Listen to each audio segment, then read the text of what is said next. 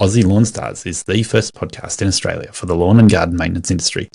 Hi, I'm Gary Ashton, and my goal is to help businesses survive and thrive with a sharp focus on business systems, skills, and checklists that will ensure you know what will help you stay in business and succeed. With an extensive back catalogue of interviews from our diverse industry, I look for stories, the success tips, and the hard lessons learned. Sometimes we focus on tools and trailer setups and the brands that are the backbone of our support network, but mostly I am driven to find you evidence of what you can do or what you can change to ensure you win. Welcome to Aussie Lawn Stars. This afternoon, I have got Michael from Fine Lines Horticulture in Melbourne. How are you going? Good, mate. Self? I'm feeling a little bit weary. I've been on my stand-on mower for a few hours today, cutting down 6-foot-high paspalum. Glad it's not me, if I'm being honest. Although I don't understand it, so if I was attacking it, it'd be whippy and pushy, and I would not want to be doing it.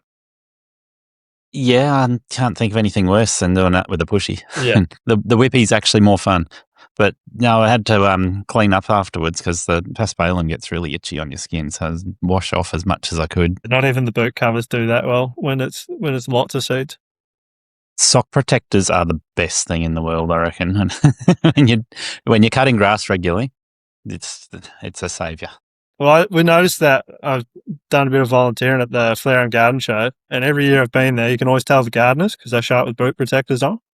There's all the landscapers there running around their boots, but the gardeners, we always show up with our little protectors on. Whose gardens were you helping out with this year? I was helping out with Alana Oliveira's. So it was the tree stump looking design in the boutiques. So it was made out of layers of plywood. Yeah.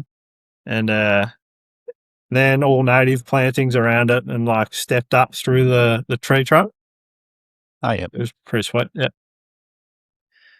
Yeah, so I'm just trying to think, is it the boutiques where the Landscapes Victoria was? Yeah, they're the little alcoves. There's like 6 of them. They're the smaller ones, like 5x5s. Yeah, I'm pretty sure you probably came up and said hello to me when I was there. I'm not 100% sure, but I was in there chatting to Matt, the president of Landscapes Victoria. Yeah, I might have come up then. Yeah, I was trying to talk to as many people as possible every time I was there. I didn't even recognise he was the president of Landscape Victoria until I saw a post when I got home. I was like, oh, that's that bloke I was talking to a few times. So, yeah, Matthew Wanmaker, he's a great guy. Yeah. He's got awesome business as well as been the president for LV. Yeah, I listened to their podcast and he was on it. And you're like, oh, yeah, in a very interesting direction. And you're like, he sounds like he's well motivated. So it sounds quite interesting where he's trying to push him.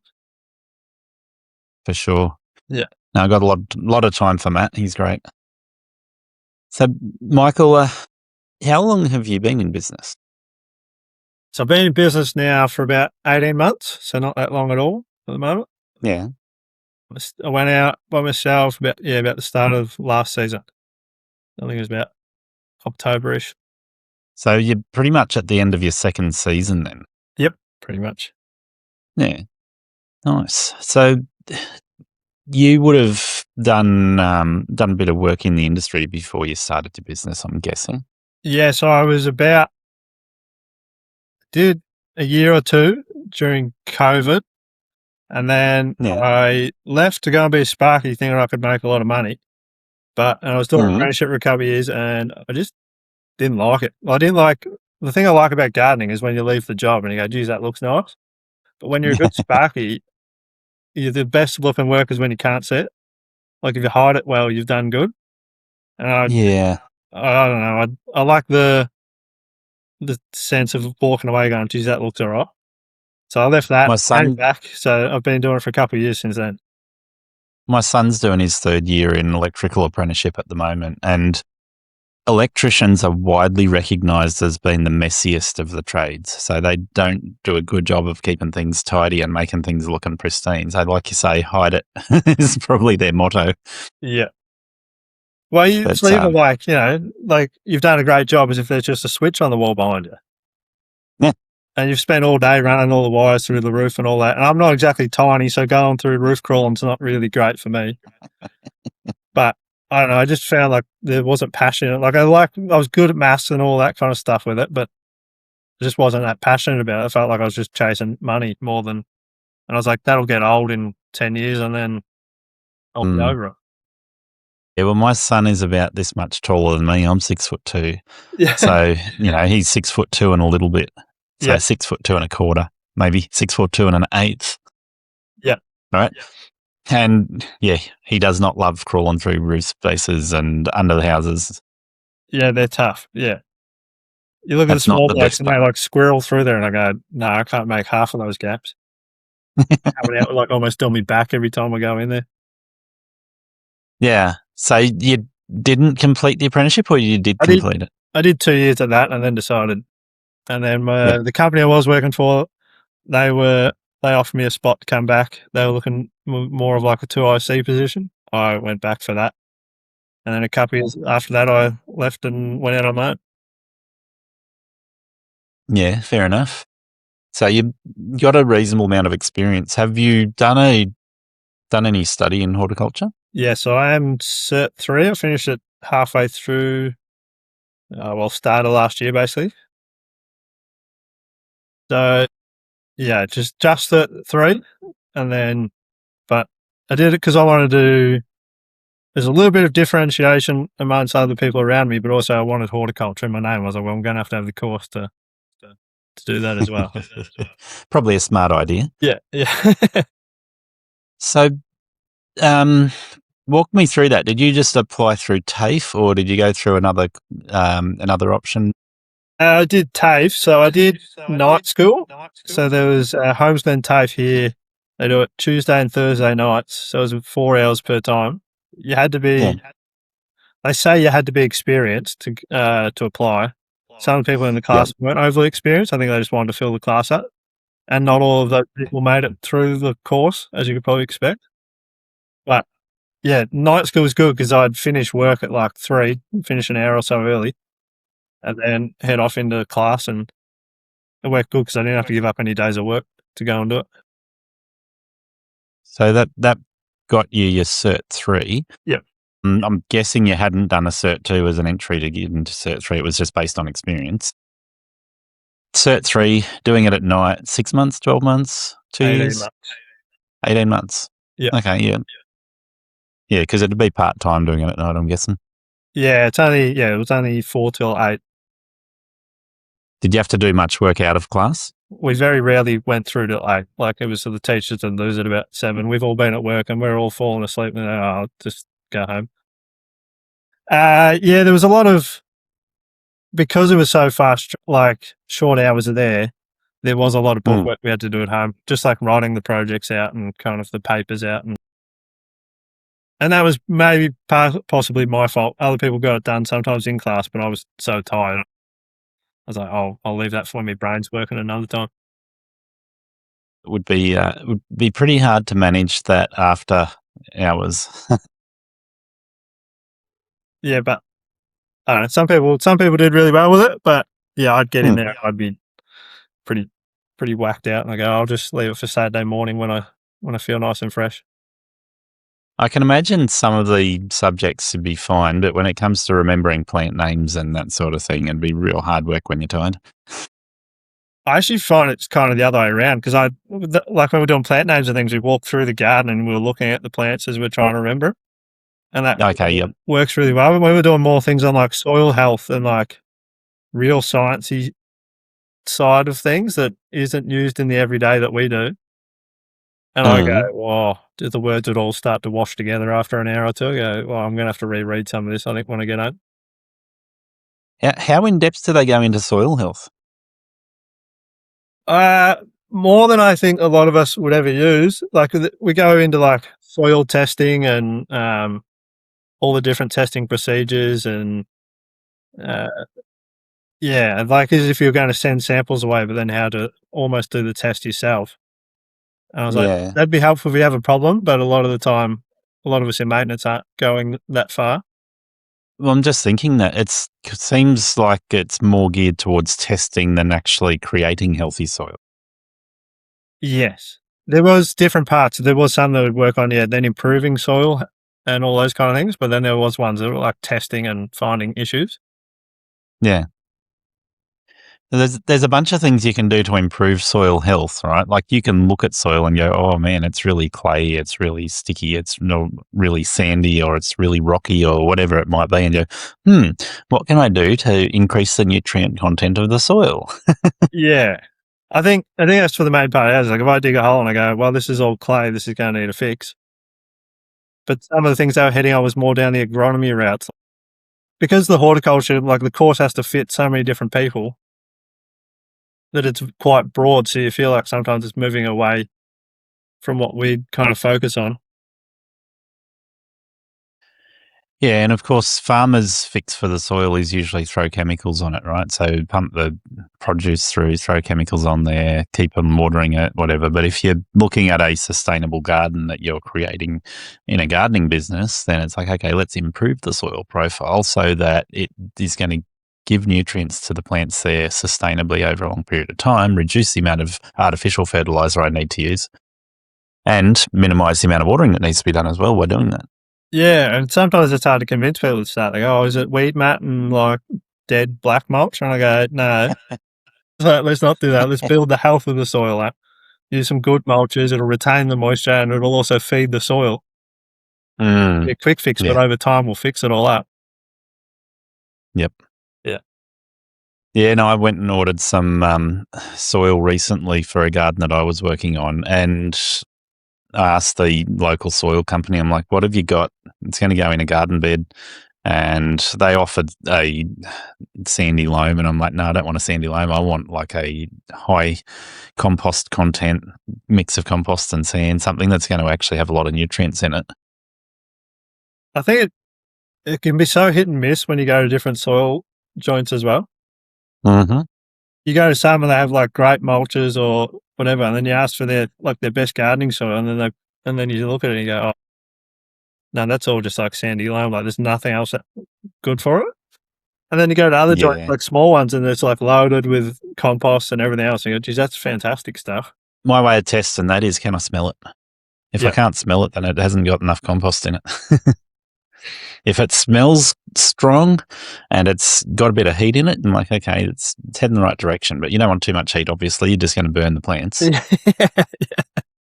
I've been there before. You can almost like, you're like shoveling it and there's like steam coming off it. And you go, oh, that's a bit going on.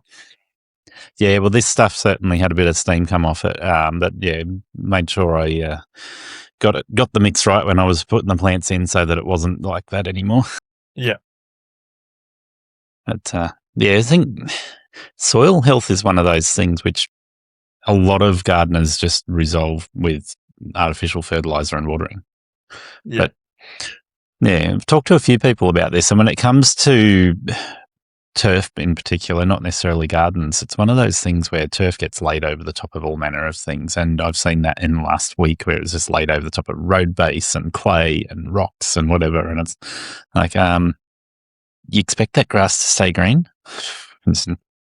Yeah, when they do the new house cuts in the new estates, and then they just basically whack it straight over the clay, and you're like, well, it's not going to work so well in the long run.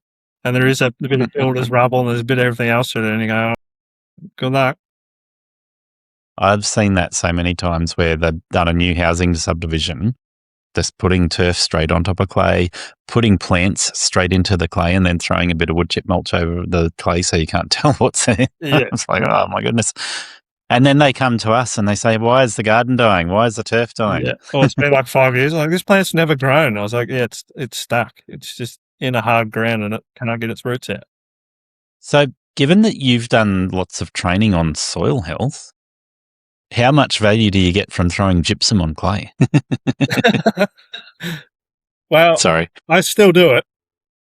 But I've never really had to redig the holes that I've thrown it down on. So I don't know. It seems to work for the spots that I used it in. But my thoughts are that if you go back to a healthy soil profile, how much clay is in a healthy soil profile? You still want a little bit in there. Like, it can't Yeah, be right. void. So if you throw gypsum on clay, you're not actually making the soil profile 80% nutrients. You're just making the clay a little softer. Yeah. But I do see that, like, sometimes you have, like, the 200 mil of good soil, and then you have that, like, you've hit the hard part of clay, and you're like, well, I do need to soften it up just enough for the roots to go through. Be like, but I can't dig for a metre and replace the lot. So to a degree, it's like, as long as I can soften it up and start to allow the roots to come through, then it will suck the nutrients out of the clay anyway, so. Yeah, and I guess this goes back to, like, how deep do you need to go, and it depends on the type of plants you're planting, right? So if I'm talking turf, I want bare minimum of 100 mil of top dress there for the turf, but if I want to do a really decent soil profile for turf, it's 300 mil deep. Yeah. Now, if I want to do a garden bed where there's, a mix of shrubs and ground cover, that 200 to 300 mil is ample for that, unless you've got a bit of a damming effect where I found that where the water just stayed there because of the clay. Yeah. And it's like, no, that's not going to work. We need a better solution than that. But generally speaking, that's going to do well. I did a couple of ornamental pairs. When I say a couple of ornamental pairs, I think it was about 10 ornamental pairs. And the spec that we went off for that was 1 metre wide and 1 metre deep. Rip everything out of there and put decent soil in. Yeah. Yeah, I think I've definitely done those before. You're like, we'll use sometimes like an excavator or something and then just auger a big old hole. And then my only concern when you're going is you're worried about that damming effect as well, because you're almost like creating a giant pot. Yes. And you go, I've just got to like soften the soil around it and try to get the clay soft around it a little bit so the roots can push in. Otherwise, it'll just start to curl up and you're back to the same spot anyway. Yeah, and if you're putting something like an avocado or a mango in there, you don't want that damming effect because the roots will die very quickly. Yeah. But yeah, I think these were on a slope, so I didn't have to worry about that damming quite as much, but I did an excavator, so rather than an auger, because the auger doesn't do 1 metre wide, unfortunately, not on a small excavator, so it was dig it with the bucket, get the hole big enough, put decent soil in there, put the plant in there, put a watering ring around the plant. Yeah. It's like a drip line or something. Yeah. Yeah, but in more severe cases, I would have gone down the path of running a drainage drain away from that as well, so that make sure that there's no damming. Yeah, which is the good part about when you are playing on slopes. You're like, it is going to keep moving a little bit. And I'm thinking about where I've got a mango and an avocado tree in my backyard, and there is a really large ag drain running right under them. Right, yeah, that's good for them. So otherwise, they would be dead by now. Yeah. But the avocado was from seed, which I know it's not a great solution for an avocado, but it produced its first fruit last season. They all got blown off by strong wind before they could actually be edible size. But yeah, got one that was sort of, a large marble size. Yeah, that's a start, right? I've never really had much luck with them down this way. I've had a few trees in and they've always struggled. But you can grow avocados and mangoes in surprisingly cool places as long as you get the aspect right and you make sure that they're not going to get bitten by frost.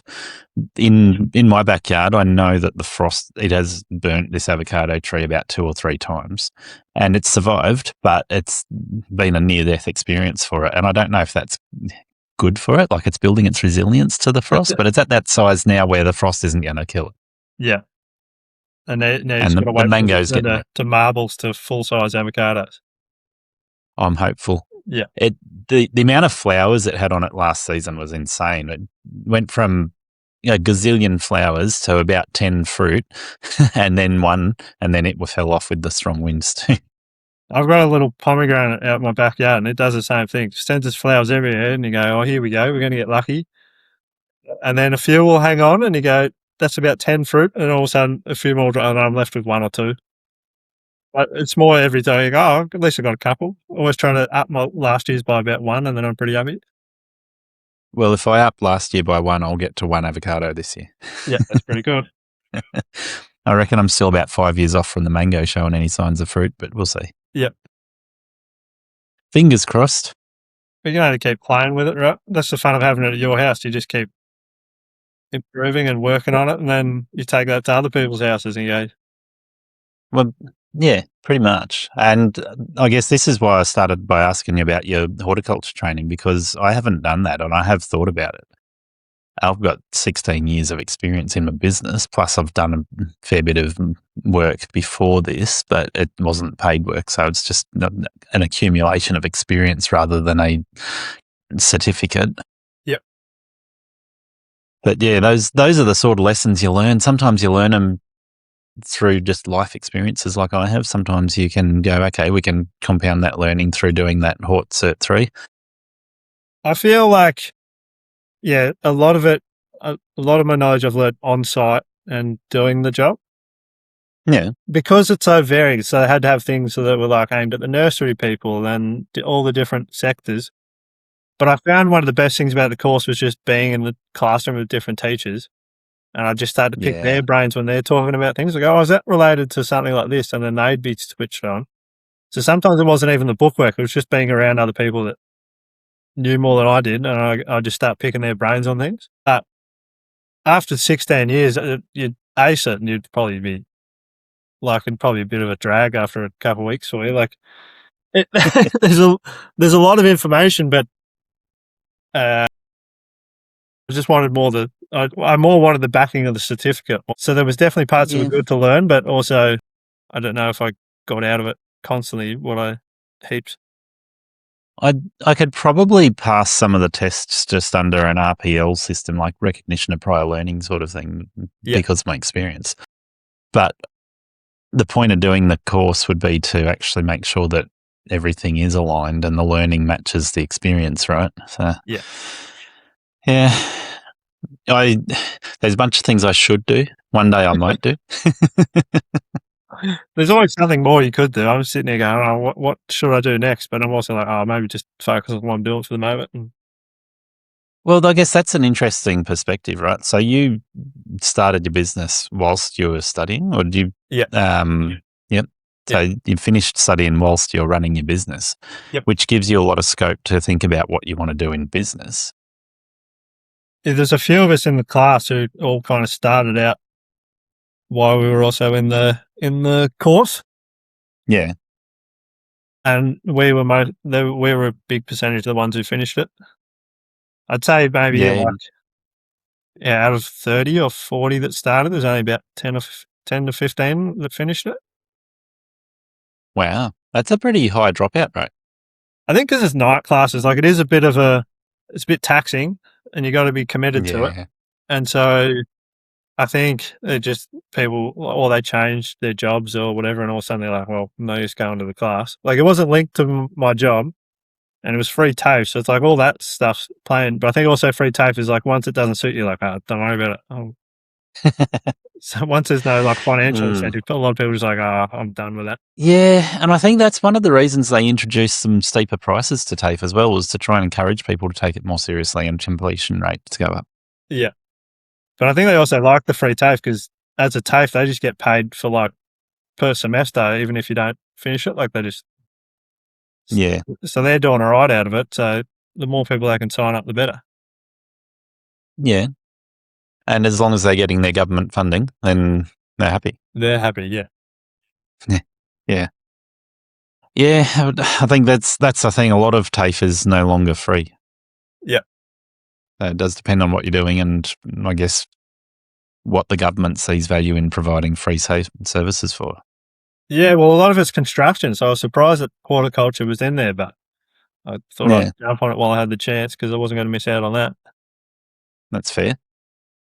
So what other subjects really stood out for you in that? So one of the main ones, they're all the kind of the finishing ones. So there's one at the end on just trimming, which I think sounds pretty simple, but that's the ones where I was really picking the teacher's brain on espaliers and different pleachings and all those kind of things. So she'd kind of bring it up and I'd nail in a little bit closer. Yeah. On the exacts of it. Okay, so really good guidance on what plants need trimming at different times of the year, how to trim them, how to look for disease when you're doing it, I guess. Yeah, and just the different types of trimming. Obviously, you have espalier, but like coppicing things and all those kind of things you don't really think about. Mm. And then, I don't know, it's just putting names to things. So when I do come across trees that I want to trim up in a certain way, even if I have to Google, can it be done this way? But if I know all the words and all the terms, I can read it and go, oh, sweet, I can figure that one out. Yeah, fair enough. CatchPro has been a supporter of Aussie Lawn Stars since its very first episode. Since we have formed a partnership with CatchPro, a lot of Aussie Lawn Stars have made orders using the code LawnStars10, and I really appreciate your support. To continue supporting Aussie Lawn Stars, you can purchase your supplies and industry products from the CatchPro website with the code LawnStars10 in all caps. So, Michael, when you decided to start your own business, you're in the midst of doing the horticulture certificate, and you're in Melbourne. So I'm guessing the experience you had with the previous company you're working for put you in a good position. You said you'd been working for them as 2IC at that stage. Yep. So I'm just trying to get a picture here, what you were thinking when you decided to start your own business. Obviously, having the TAFE course running in the background is one thing, but did you say your boss as some like restricting you, or did you go, no, running my own business gives me freedom? What was the thought process? It was mostly, I was 2IC, but we ended up with like just 3 of us.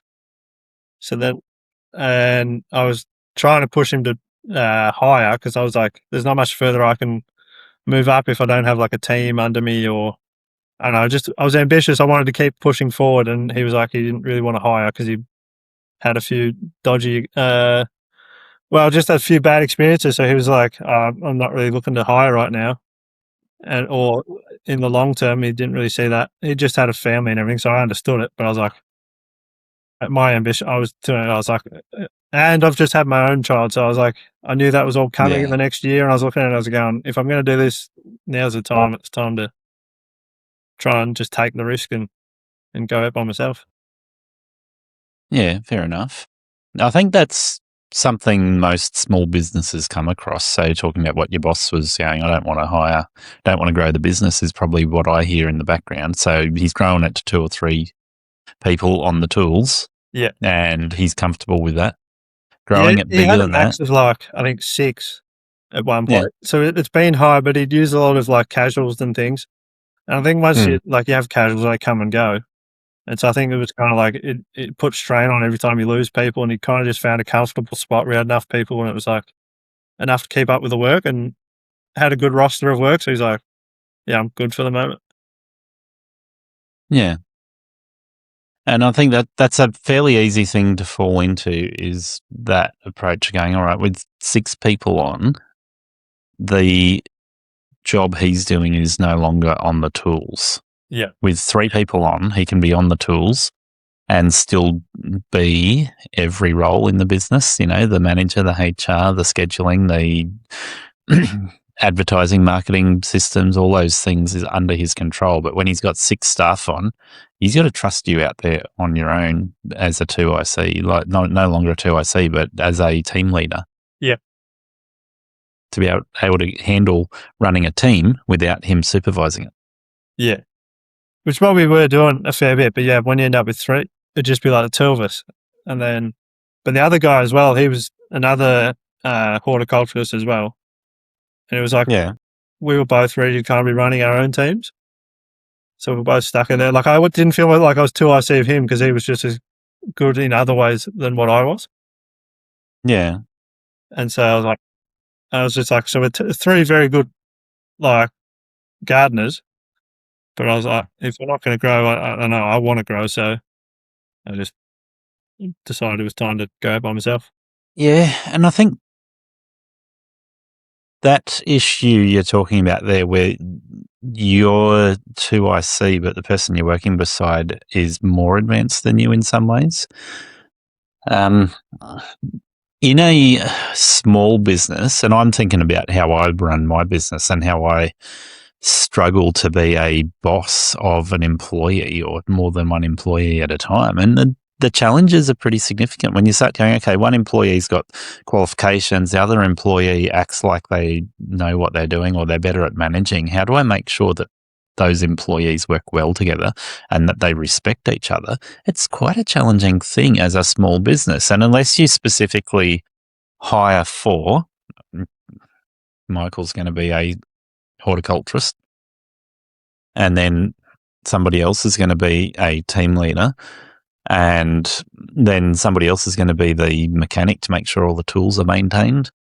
And then you've got, 6 to 15 staff like that in that sort of configuration where I can come along and say, hey, Michael, this is your role. I know that there's the person you're working beside has different skills and benefits when you're working beside each other, but you can work well together as long as you respect each other. Then I guess what I'm saying is that's pretty hard for a small business to wrap, like for me as a boss, to wrap my head around and go, how do I manage that in a way that works well? And even larger businesses really struggle with HR, human resource management, right? It's something which is not always easy to manage. So I can appreciate why that would have been a struggle in that situation. And I guess that's something for you to be thinking about as you grow your business, right? If you're just on your own at the moment, as you put on employees. Yeah, it's something I've definitely considered, because it's like if I end up with someone else like me, it's like I feel like I have to continue to give them room to grow, because I don't want to hit the same spot I did. Be like, but like, how far do we keep growing?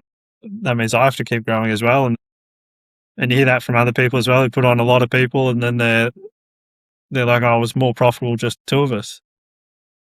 Yeah, and that's one of the things I hear from employees is that they feel stifled in a small business because there's no room for growth. Yeah.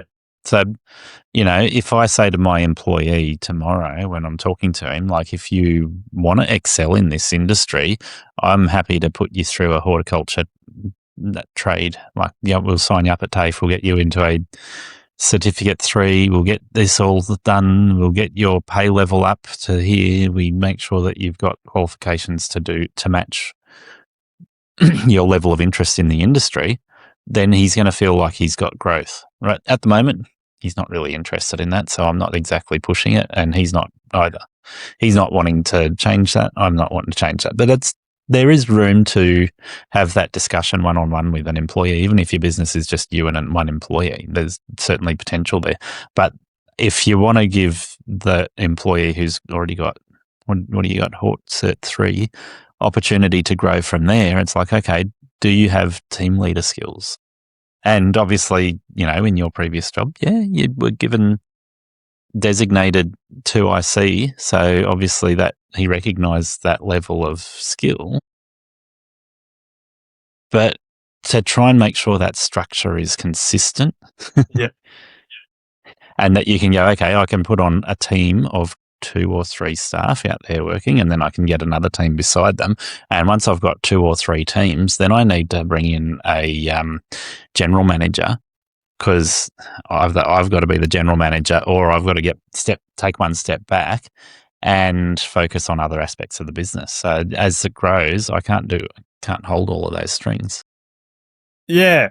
I think that's definitely the point we hit where I was like, we need to keep pushing, or like it was like at that point of being team leader, I was like, well, where are we heading with this? And he was kind of like, I'm pretty comfortable where I am, and I respected that, and I was like, so I was starting to pick up my own little side jobs and things, and I was just getting flat out on weekends and all kinds of things. And I was a bit like, I think it might be time that I just take the risk and have a crack at it myself. And I think that's where a lot of employees do that, because they're like, okay, I've put the effort in, my boss has put the effort in, we've got the growth happen, but now that's stagnant. Yeah. Next option, start my own business. Yeah. And I guess in 5 years' time, will you look at where you are and go, well, this is pretty much what I was doing for my boss 6 years ago, 7 years ago. Yeah. But now it's my business. Or will you have that vision of going, I can put on 3 teams, 5 teams, 10 teams? Yeah, I'm looking, starting next season, I'm hoping to find trainee or / labourer, I guess I'd say for now. I'd kind of look to put them through the same way I kind of did horticulture, which means they have to have a little bit of experience first. So I kind of have a year or so to kind of figure out if they really want to do it or not.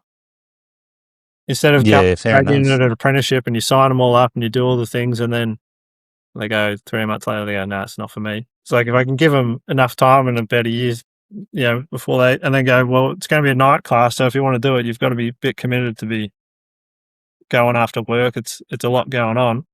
But I think it'll weed people out and be like, if they're like, oh, I'm not really that keen, it's like, that's fine. But some of that growth won't be there until you're ready to go.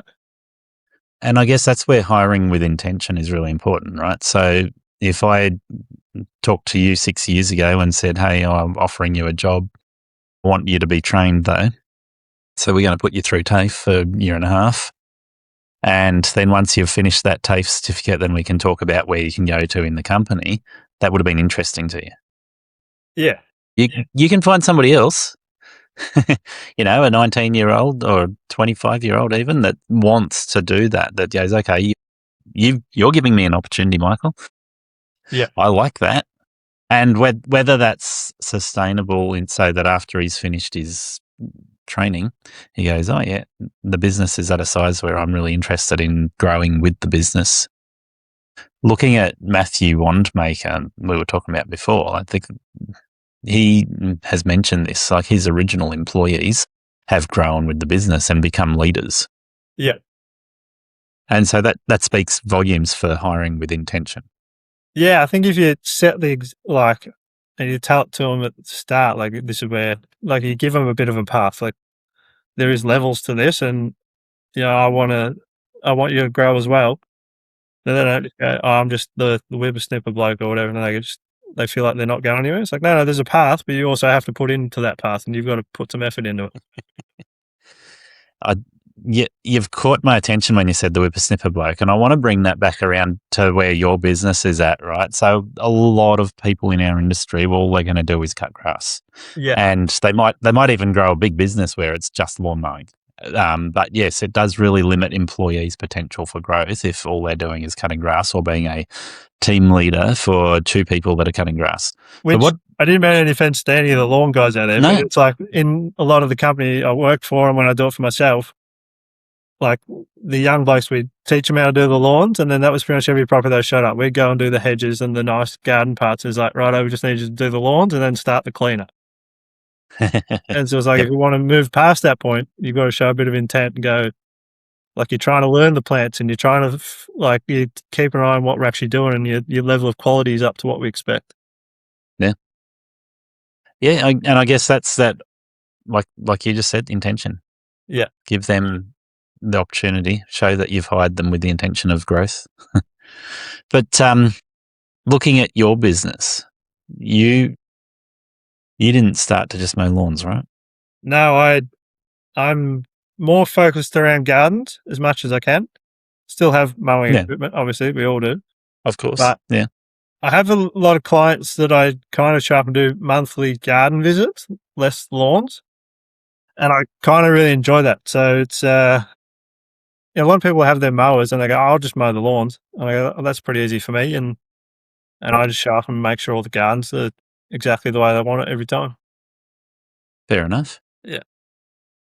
So with a stronger focus on doing the gardening and your horticulture certificate behind you, that puts you in a good spot. Whereabouts in Melbourne are you based and what sort of properties are you finding?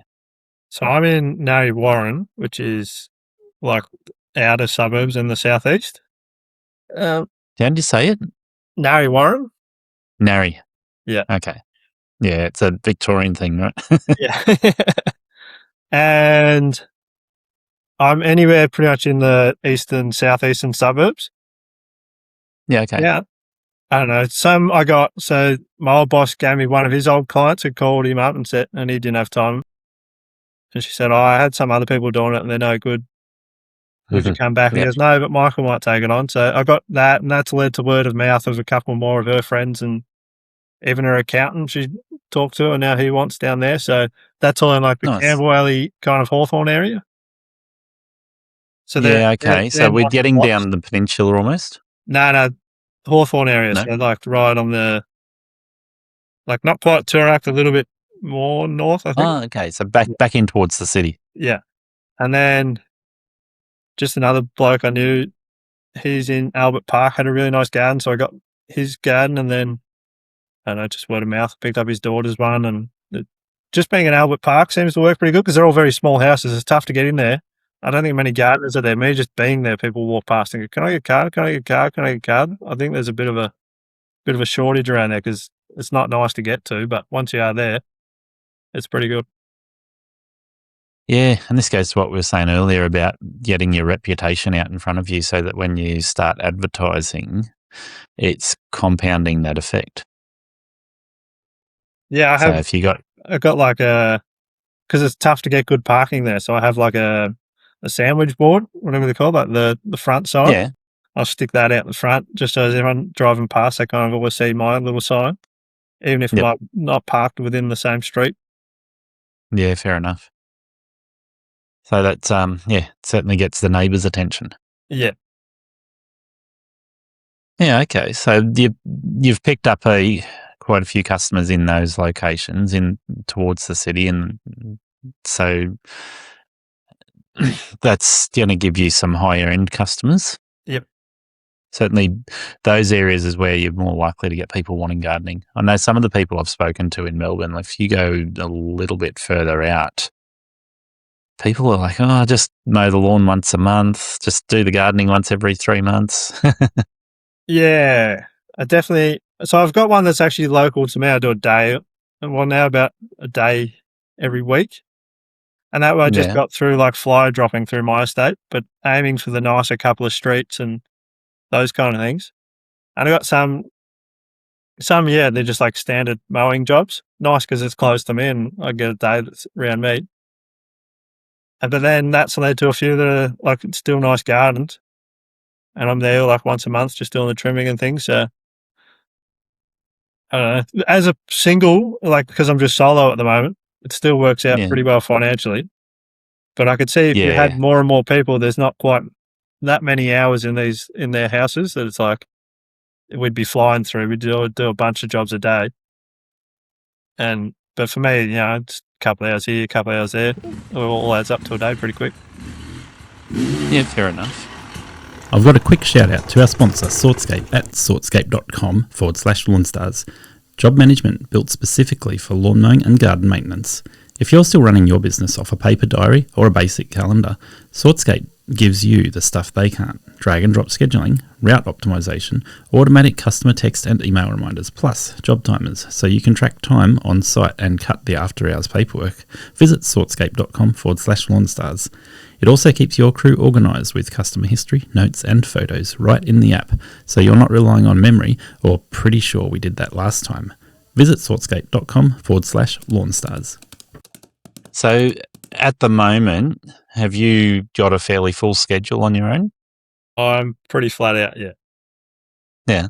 So I run just on my regulars, if I write it out normally, which I use this, it's just a whiteboard. Not the best system, but for me, that's just how I do my scheduling at the start of a month. I just write out all the dates and I put it all in. With pretty much my regulars, I only have a few free days a month. And then they fill up with little projects and little bits and pieces that come across your desk.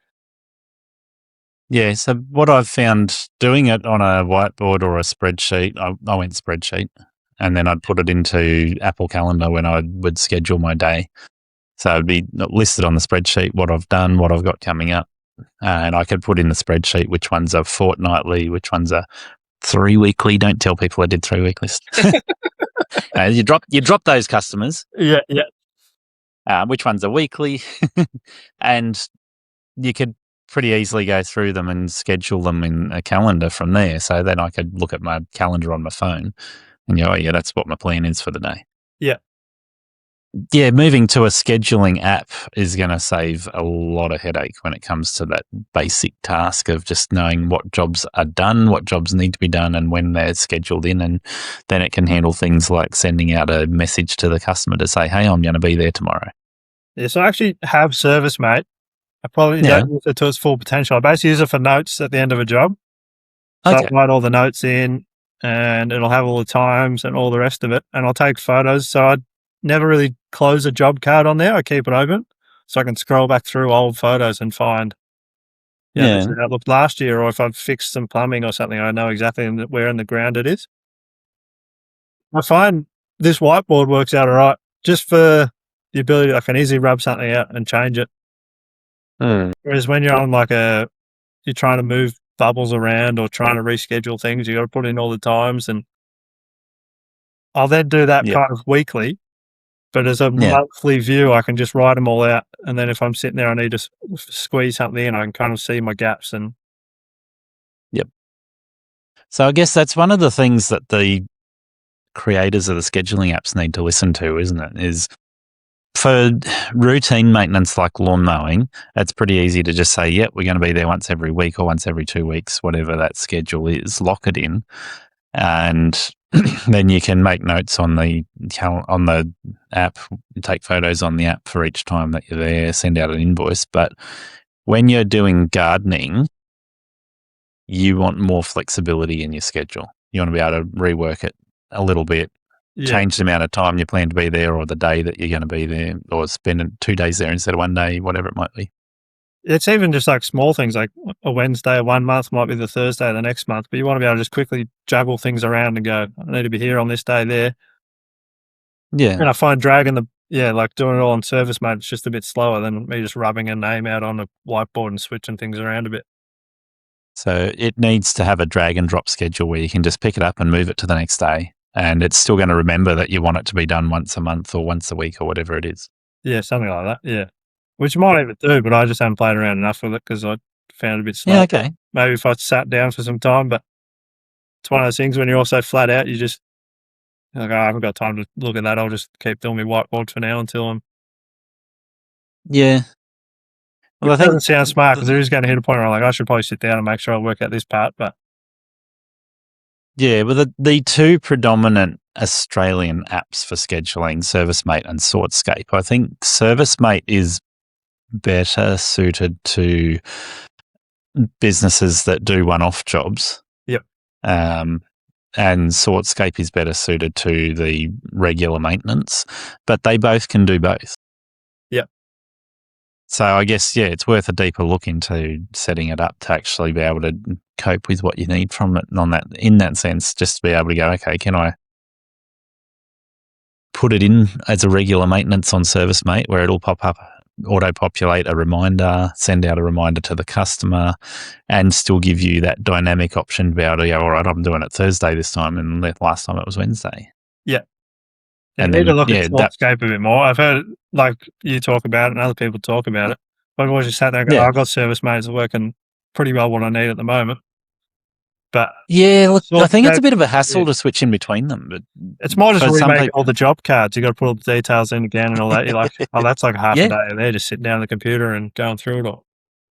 Yeah, so ServiceMate recommends that you hook up with a ServiceMate partner, and that partner runs you through the setup so that they get it dialed in for you. So that might even be worth your while if you stay with ServiceMate, is to talk to a partner, but you're probably dropping $1,000 or a couple of $1,000 on that partner who does the, and call it coding for want of a better word, but usually they're an accountant or somebody rather than a computer programmer. But they basically set up the back end of ServiceMate so that it does automate all those things for you. Yeah. Sortscape. I feel like that's using a lot of the extras that they do on there. Like you can quote off it. There's a lot of extras you can do, but on a regular maintenance schedule, I don't need a lot of that to be done. Like if you're going to shut down constant job cards, you do a quote and then it invoices, but I just leave the job cards open so that every time I open, I see the full history of the job. Yeah. So I don't know, that's just getting into the weeds of it a bit, but yeah. But that's the sort of thing where a partner should be able to help you understand it better and set it up for you so it works better. Yeah. And with Sortscape, it's fairly easy to set up on your own, but they've got a partner who does a free session with you to actually help you get it all working the way that works best. Yeah. So that's quite handy as well. And she just bills them for the time that she spends setting new people up. Yeah, that might be something I'll definitely look into in the quieter months. Yeah, it could be worth a look. A lot of these things, I put off towards winter, and I go, it'll get me through the season, and then in winter we'll have a bit more time to sit down and have a look at it. Yeah, winter's a great time to catch up on all those sorts of things, isn't it? Especially on a rainy day, and you sit there, I don't have anything to do. You're like, I could get stuck into it a bit. Yeah. So, Michael, one of the things I like to talk about, and if you don't want to talk about this, we'll just cut it out. We don't need to talk about it, but is how people work out their pricing. Yep. And you've listened to me, so you probably would have heard me talk about the rounded numbers that I use for guidance for people is think of a business that does $120,000 a year, that they can do $10,000 a month, $2,500 a week, $500 a day. That gives people a ballpark of what they can do. And I say, for our sort of work, you can do a lot more than that, right? $500 days are nothing. $1,000 day is actually more normal these days, more reasonable. But then you've got, is that your maximum or is that your average days? Walk me through what it looks like. Do you look at pricing from those sort of lines, or do you have a quoting system that helps you to work out? Gardening's going to be a little bit more challenging with the pricing than just routine lawn mowing because it is more one-off stuff.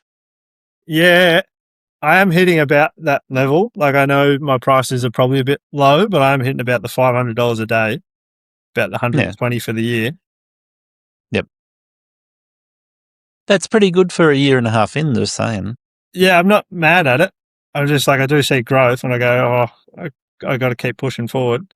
But I think a lot of mine are regular clients. So I do hourly, which I know a lot of people don't like, but I find it's good for regulars because it gives me the flexibility to stay there as long as I need to make sure it's up to the standard they like. I feel sometimes if I was on a quote, I'm like, well, I need to be out of here in 15 minutes and you're almost missing things. Depending on the client, some people will be, you have like little budgets you have to stick to. But the higher end clients, they just want it to look a certain way. So I'm like, I'll just be there until it looks the way it should. I've talked to a lot of people about this, particularly since I was just down in Melbourne, met up with a lot of contractors down there. But no, I'm on the phone to contractors regularly as well, talking to people, chasing them for podcast interviews like this even.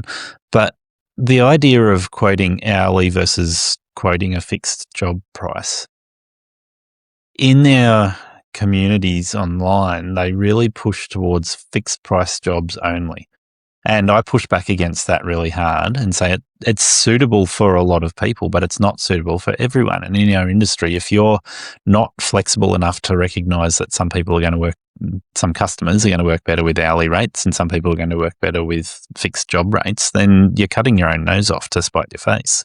If you recognize that you can have a discussion with a customer when they look at your fixed price job of $1,000 and saw you were only there for 3 hours and they start trying to do the maths on the hourly rate. If you can have a conversation with them about the value they got from the fixed price job and what it would have looked like if it was an hourly rate, they typically are going to be fairly happy. Whereas if you see them as a red flag because they're questioning your $1,000 for 3 hours, then they're going to leave you a 1-star rating on Google.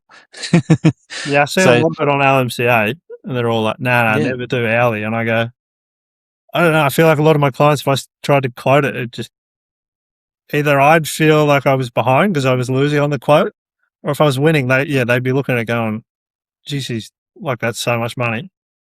Yeah. Just because like I get it with lawns and other jobs, but you're in and out in a pretty quick time frame. But if I'm there for half a day to a day, that stacks up a lot. If you're winning by a mile on every quote, you look like you're overcharging very quickly. That's right. So, yeah, something like what I was doing today, doing 6-foot high paspalum, if I was doing a quoted job for that, then it would have been several $1,000s for half a day's work because of the type of work that it is. But because I'm working on an hourly basis, it's like that's just part of the job and just doing it. Make sure I've covered my bases. I'm making money. But also, when you're quoting it, you then go for the worst case scenario. You're like, well, I need to account for things going wrong or whatever. And you go, and so everything you do, you're quoting higher because you don't want to lose out. Whereas sometimes when you're on an hourly, you're like, you just let them know that this could take a while or it could be pretty short, depends on how we go with this job. Yeah, and see, that's one of those things. When you're cutting 6-foot high paspalum, you're looking at it as a slashing job. So you'll be able to quote it as if you're running a $120,000 tractor with a $1,000 float to get there. Yeah. All right. So that tractor's got to be replaced in 5 years' time. That's going to be a substantial cost to turn around over the course of 5 years. You need to be making thousands of dollars a day on a $120,000 tractor. I looked at it and I thought, I'm doing it with my 61-inch right stander ZK. It ploughed through it easily. I don't need the tractor, but I can still base a quote, a fixed price on that job as if I was going to use a $120,000 tractor. Because guess what? A right ZK is going to wear out quicker than a tractor. Yeah, that makes sense. Yeah, I do find, like I do quoted for like the one-offs, and that works well because they know exactly what they're getting into. You don't just rock up and go, I'll just do an hourly, and they go, well, how long? And how long's a piece of string? Like I give them like a rough estimate, but when I'll quote those ones. But with the regulars, they just know I'll show up, and once you have that good relationship, they know you're not taking the mickey out of them. Yep. And you're not just hanging around just to stack the hours up. Then I think once you have good relationships with people, I think hourly works pretty well, as long as your hourly rate is still making you money.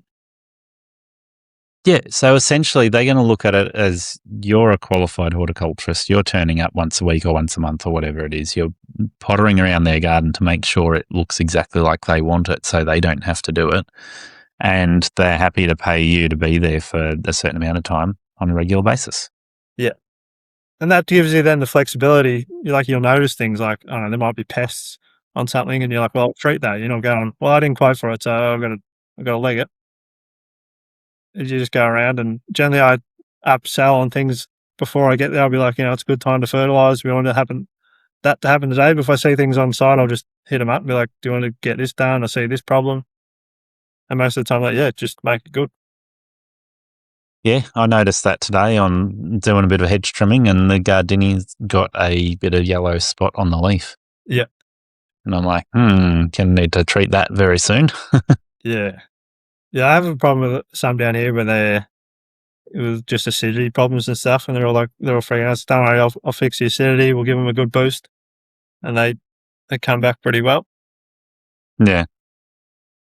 Yeah, it's one of those things, isn't it? It's like you look at it and you go, I wonder what that could be. Is it from the soil? Is it insects that are getting to it?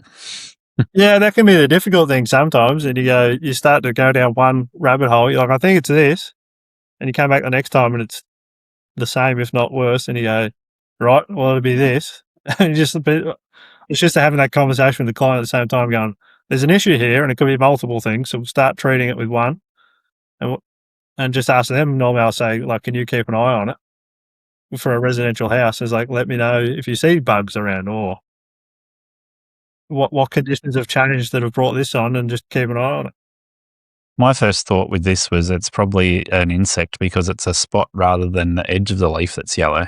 Yeah. So I'm like, I didn't have a closer look at it. I should have flicked a couple of leaves over and looked for insects hanging around, but I didn't. I'll get to it fairly soon though. Yeah. So I guess that's the benefit of the customer trusting that they're doing something productive, and they know that they're paying you for X amount of hours per week, per month, whatever that looks like. Yeah. Yeah, most of it is, they're on a schedule of which is how I just transfer it over, because I know I'll be at their house for this long, generally half a day or whatever. And then, as long as I keep improving their gardens and they keep looking the way they want them, I don't really have any issues. Yeah, fair enough. If you're out there tackling strata sites, commercial grounds, retirement villages, or those tough summer acres, you know a full commercial mower makes all the difference. That's why more commercial contractors are switching to Right Standers, the original stand-on mower, available in Australia through Cox dealers nationwide. Built tough for our conditions, the legendary AeroCore deck delivers a flawless, even cut every time. Quick manoeuvrability in tight spots, compact design for easier trailer loading, Kawasaki or Briggs engines, hydro gear drives, and a serious commercial durability. Stand instead of sit for less fatigue, better visibility, quicker jobs, and more profit in the bank. From the Standard B for great value to the X or ZK for next level performance, everyone is raving about the upgrade. Head to rightmowersaustralia.com.au or your local dealer today. Be sure to mention Aussie Lawn Stars. Right Mowers get the job done faster, cleaner and easier. Your back and your business will thank you. So, Michael, I probably want to wrap up your interview or start wrapping it up. Yep. But to give people a good round view of what your business looks like, we've covered quite a few things so far. Just in terms of what your setup looks like, I think that's something people like to know. So do you run around in a ute or a van or a ute with a trailer? I've got a ute and trailer with like a full-size canopy on the back of the ute. And I'm pretty much loaded to the brim with different bits and pieces. I think that's the hard bit about being the full, like I try to offer full garden packages. I can take care of pretty much everything for them. Is I also have to have a lot of different little tools and bits and pieces in the car at all times. Yeah. I am looking at getting a truck later on this year to try and minimise. I don't like taking the trailer into the inner city too much, but I kind of have to. It's a pain, isn't it? It's all good until you have to do a U-turn and then that becomes they're hassle finding parking to start with. Yeah. Yeah, all those things play in and then the tight streets or, you go and do a new quote and you kind of go, oh, what's parking like at your house? Because this is not going to be good if I show up and I can't get anywhere near your house. Mm-hmm. So I'm looking at getting the truck is probably my next setup. And currently I don't have sign writing, but basically because I've been waiting to get the truck. Fair enough. I knew that's where I was heading. But to do it, I'll have to sell the ute. And I was like, well, I'm not going to put a whole bunch of sign writing over the ute and then have to take it off, basically. Yep. So have you gone to battery tools or are you running a lot of petrol tools? Mostly battery. So Mostly battery. My only two petrol tools is my Honda mower and a Stihl leaf vac. And everything else. I started with Makita because I had Makita drills and all the rest of it. And I thought their 36-volt platform looked all right and did work well. And the hedge is great and it's light and all those kind of things. But battery life was killing me. Yeah. I was cycling batteries a lot. And I was like, I'm pretty sure I'm hurting the batteries. Like their life reduced quite quickly. So I've started moving into the Stihl commercial gear. Yeah, fair enough. I love the Makita hedger. I think it is one of the legends in our industry. It's just really lightweight, 4,000 SPM, so it really has a nice fast cut, and it's so easy to use because of its weight and its ability to cut well. I've got the 18-volt short pole on the Makita, and thinking about getting another Makita hedger just so that I've got the one that's not on a pole as well, just the normal handheld one. Yeah. How do you find the pole one? It just looks a bit like it's light, but it looks almost like too light. Like, do you ever the only issue with it is the knuckle. Yeah. So think about that. Having a pole that's articulating at the end, it has a knuckle. A bolt goes through that knuckle and it pivots on that bolt and rotates like almost 180 degrees that you can use it within. It's a decent amount of rotation on it. But everyone says that knuckle gets slop in it, and it's true, right? So when you first use it, you're like, oh, it's not too bad. It's got this tiny little bit of movement in there. It'll be fine.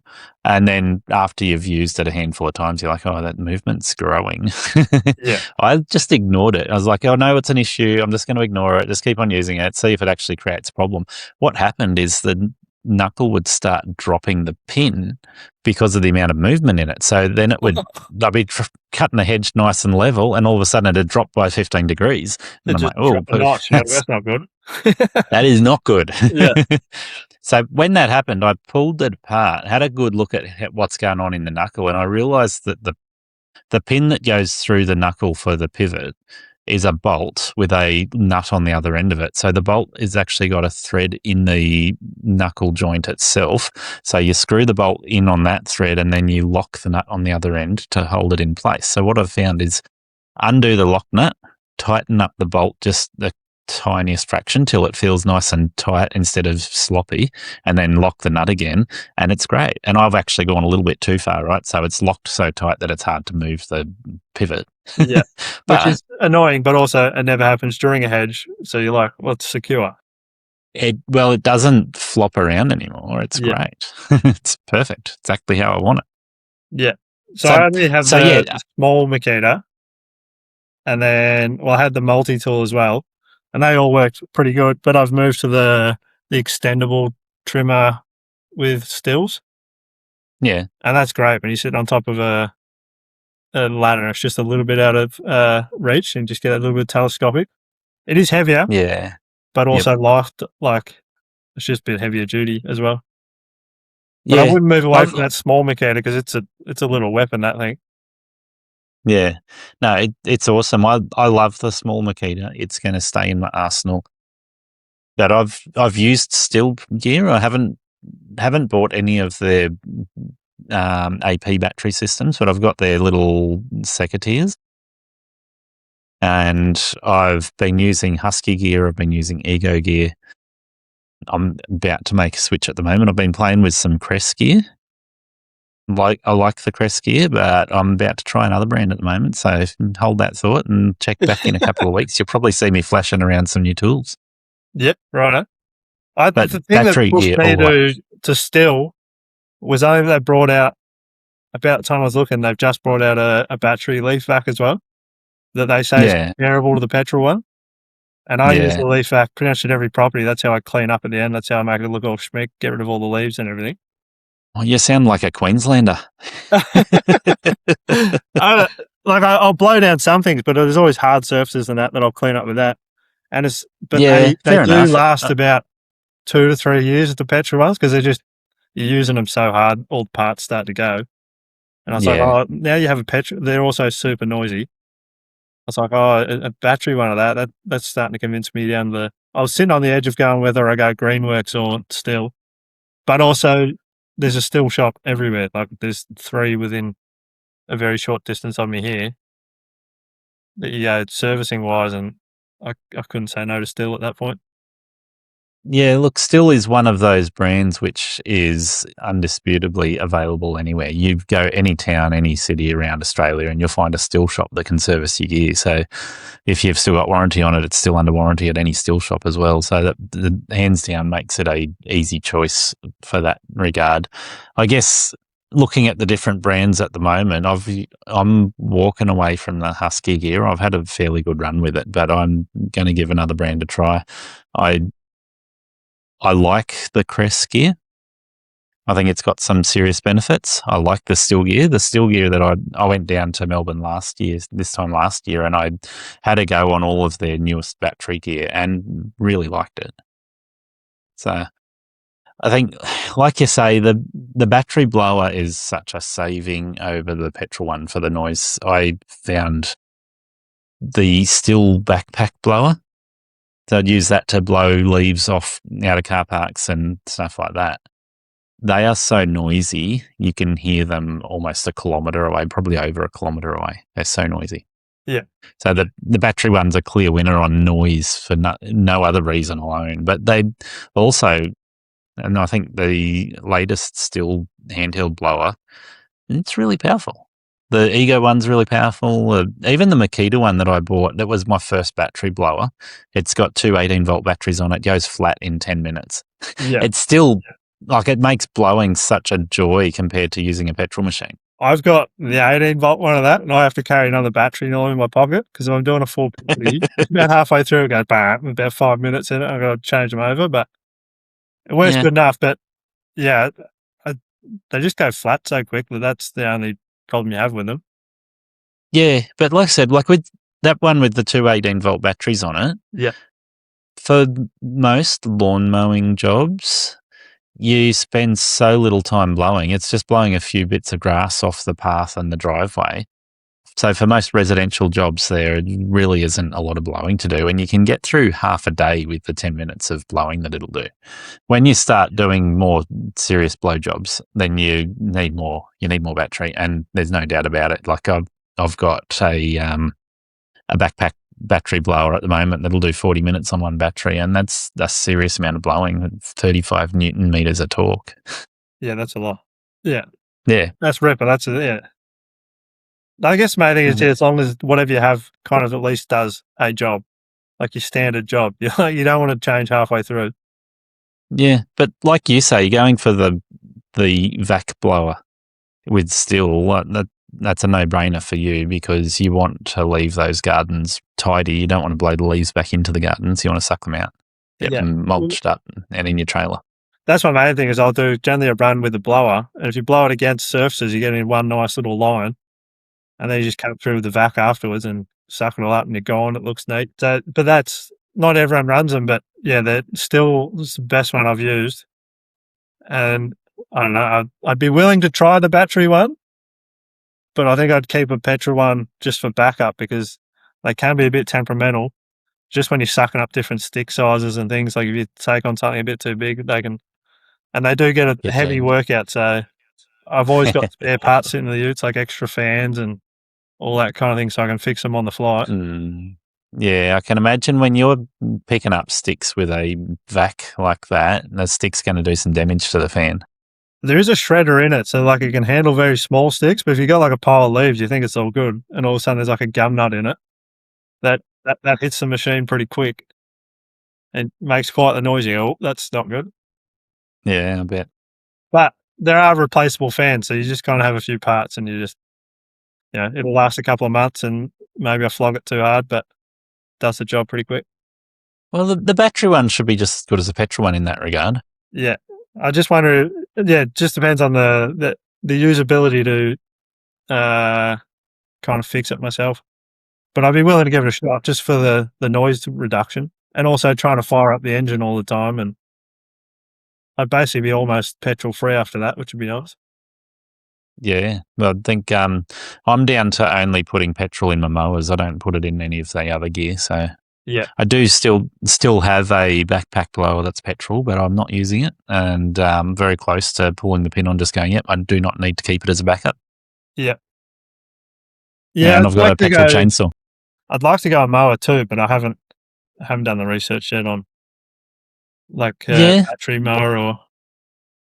Some of the brands are a bit lackluster in their battery mowers, and some of them are quite good. So Still's got a really decent one, and there's a few out there that are really good. They'll keep up, but I guess the downside is if you're running a battery mower, you need a lot more batteries to get through your day, or you need to be able to charge them at the person's property.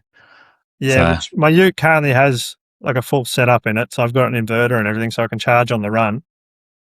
Which works pretty well, but yeah, the more batteries you get, that puts a lot more stress on the system. So I've got 8 Makita batteries and only a couple of Still batteries at the moment, and that sees me through. But yeah, the more Still tools I get, that's going to, like, the cost of batteries is also going to be ramped up quite a lot. Yep. How big is the battery in your battery system on the ute? 200 amp hour. So 12 volt, 200 amps. 18. Yeah, 12 volt. Yeah, sorry, 12 volt. Yeah. Yep, 12 volts, 200 amps gives you 2,400 watt hours of storage capacity. I'm running a Blue Eddy, which a Blue Eddy battery has got the inverter and the solar MPPT and everything built into it. So I charge it from a 400 watt solar panel. It's got about 2 kilowatt hours, so just a little bit less battery than you've got, and a 2,000 watt inverter. That's not enough. Yeah. It's like it, and that's what you're saying, like it's too much load on the system to be charging batteries off it all day. So if you need to do a couple of batteries, sure, it's fine. But if you are charging your batteries back to back, it's not enough. So if you want to go to a battery mower, you're going to need more battery in your ute. And I would say throw another 200 amp or throw a 300 amp hour battery in there with your existing battery, and it'll be fine.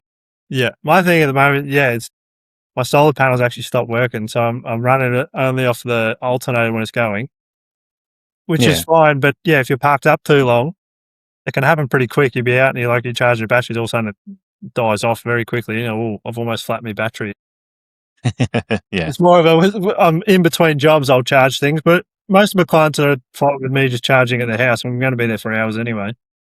But it's Yeah, more, and I think that's the good. problem of sometimes forgetting, like the one little charger I've stuck around the corner in the little spot, and you drive and you go, oh, the battery's behind, turn around. So I like that when it is in the ute and everything's working well, it's all like in one spot and I can't forget or lose things. Yeah. Well, I'm looking at ditching my Blue Eddy and putting in a couple of 300 watt 12 volt batteries, which will get me up around 7 kilowatts. Yep. Of storage. Now, a 400 watt solar panel is not going to charge 7 kilowatts of battery very quickly. So give you a bit of an idea. The 400 watt solar panel I've got, it's like a house panel. It's bolted to the roof of my canopy. It'll charge my 2 kilowatt battery in 2 days, like less than 2 days, but that's dependent on getting good sunlight. So if you've got an overcast day, it's not going to do much for you. Right.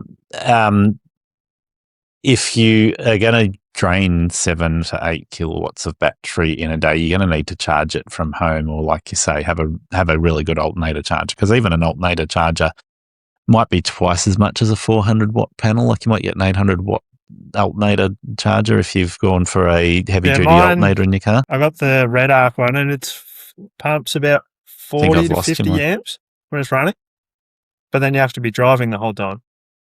Yeah, well, you need to go for a heavy duty alternator if you're going to try and charge a lot of battery from your vehicle while you're driving around, and then you need to be driving around a fair bit to actually for the alternator to do a lot of charging too. So you almost need at that time to start going, all right, I'm charging my battery system in my car at home, or I'm juggling between the battery in my car and charging on site like you say you're doing anyway. So it's just something for people to keep in mind when they're thinking about doing a battery setup and how they're going to manage to charge enough batteries to get through a day. And whilst it's just you, it's probably not a major drama, but if you got an employee with you, or you send out a second rig, so you got your truck now and then you got your ute as well, you send 2 employees out in the ute, have you got enough batteries for them to get through the day? What's the system that's going to make sure they don't run out?